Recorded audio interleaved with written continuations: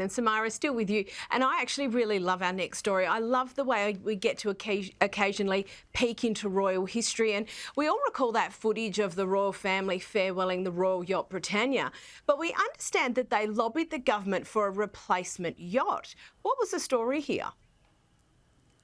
Yeah, this was really interesting, actually. So it's newly released files from the National Archives. They revealed that in 1993, Buckingham Palace really quietly lobbied Prime Minister John Major's administration to support the £50 million replacement for the royal yacht Britannia. Now, we know that this was Queen Elizabeth II's favourite thing. She absolutely loved that boat, and it was really, really painful for her to have to say goodbye. And I think it actually contributed to her annus horribilis, which she termed one of the most horrible years, where three of her four kids were going through separate divorces at the time. Public support for the royal family was at an all-time low. Balmoral had a massive fire. And that kind of basically led to the government saying, well, we can't give you this £50 million in order to keep this ship. It just does not look good.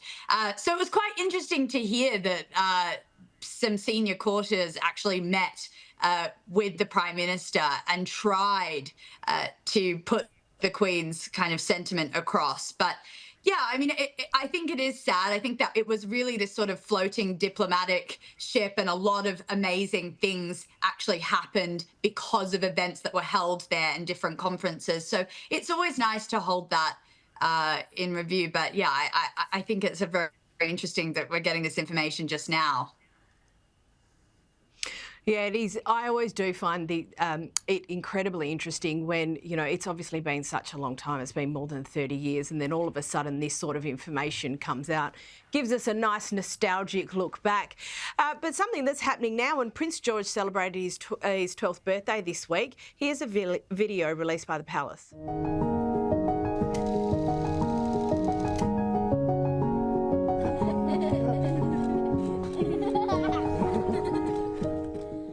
Now, Louise, he's obviously grown up really quickly, still a kid, obviously, but what have you noticed about the recent kind of positioning or done by the Palace insofar as Prince George is concerned, and how do you see that developing?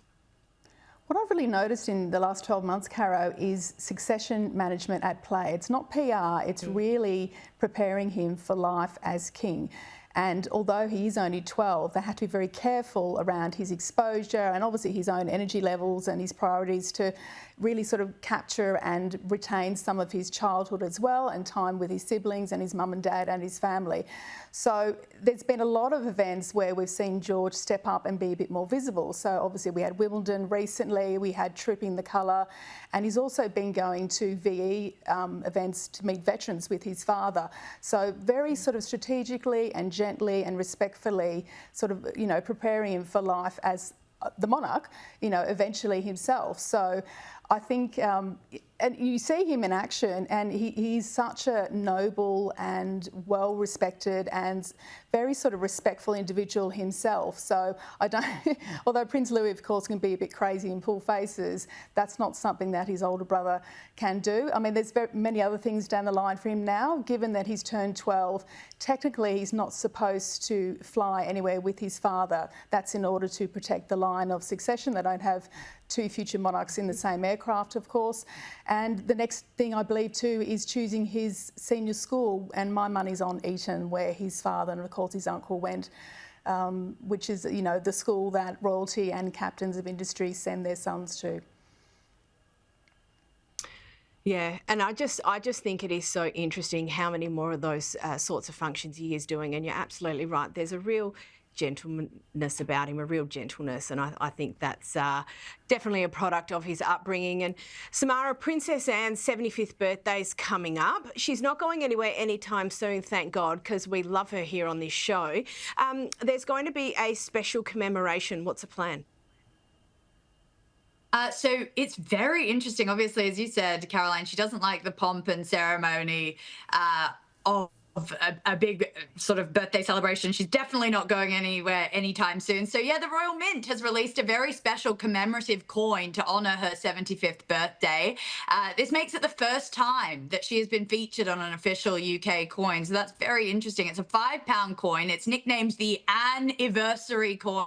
I do love that pun. And it celebrates her decades of public service and dedication to the crown. And honestly, that woman with her 475 public engagements in just 1 year at that age, that's the least she deserves, in my opinion. Absolutely, I couldn't agree more. Now, Louise, I don't have very long left, but we spotted Zara and Mike here in Australia for the State of Origin a couple of weeks ago. Then they had a great break on Hamilton Island. Tell us about their break here in Australia. So yes, they went to the State of Origin game, very low key as usual because they're such a fabulous couple and they're very familiar to Australians. Every January, of course, they're at Magic Millions, that premier race event, and they mingle with the crowd there. It's fantastic. Zara's such a terrific ambassador for the sport. And they've been in Hamilton Island, which Mike was posting on his Instagram page that despite their many, many visits to Australia, they never actually made it to this beautiful little part of Queensland. And he was raving about it as being a really sort of wonderful break and so great to be on Hamilton Island. It's their 14th wedding anniversary on Wednesday, so I think that was probably also part of the reason why they travelled to Australia. So great to see them here. Always great to see them. Louise Roberts and Mara Gill, thank you so much for joining me.